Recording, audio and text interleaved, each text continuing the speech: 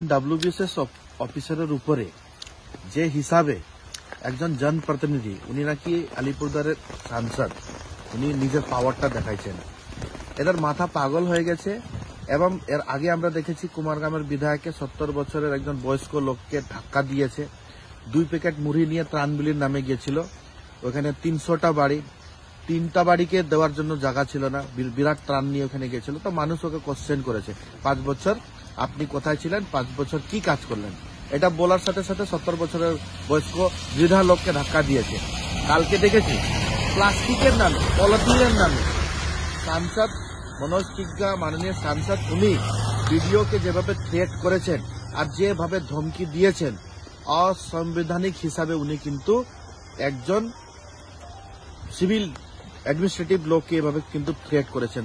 Table থাপড়ায় ওকে মারার মতন ব্যবহার করেছেন। আমরা সবাই এটা দেখেছি।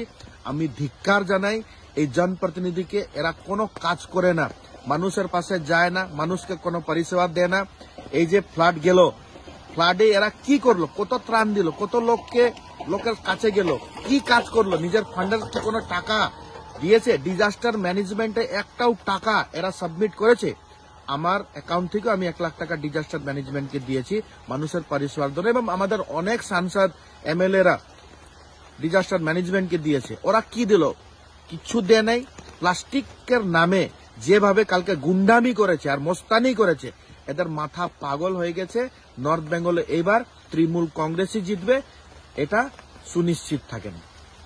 যে বন্যা পরিস্থিতি হয়েছে, সে বন্যা পরিস্থিতিতে যেখানে যে দরকার ছিল সেটা আমাদের দলের তরফ থেকে, এমপিদের তরফ থেকে, এমএলএদের তরফ থেকে যাবতীয় সহযোগিতা পৌঁছানো হয়েছে। আমরা কি সহযোগিতা করেছি, কি সহযোগিতা করিনি, সেটা প্রকাশ সিং পাড়াই থেকে সার্টিফিকেট নেওয়ার দরকার নাই। উনি উনার মতন কাজ করবেন, আমরা আমাদের মতন কাজ করব। উনাকে সার্টিফিকেট দেওয়ার কিংবা উনার প্রশ্নের উত্তর দেওয়ার মতন আমরা মনে করি না সেটা।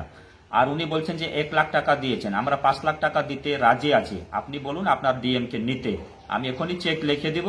আপনি বলুন, আমার যেটা ফান্ড আছে সেখান থেকে আমরা দিয়ে দেবো। এর আগেও আমাদের এমপি সাহেব যিনি ছিলেন, সে করোনার সময় 50 লাখ টাকা দেওয়ার জন্য রেডি ছিলেন, অথচ ডিএম যখন ছিলেন উনি কিন্তু সেটা গ্রহণ করেনি। আমরা দিতে রাজি আছি। আপনার ডিএম এর কাছে ক্ষমতা আছে কিনা সেটা আপনি আগে দেখুন। আপনাদের মতন 5 কেজি চাল দিয়ে 50 জনের কাছে আমরা ওই 50 জন ফটো তুলি না। আমরা মানুষের কাছে দাঁড়াই, মানুষকে সহযোগিতা করি, সবসময় সহযোগিতা করি।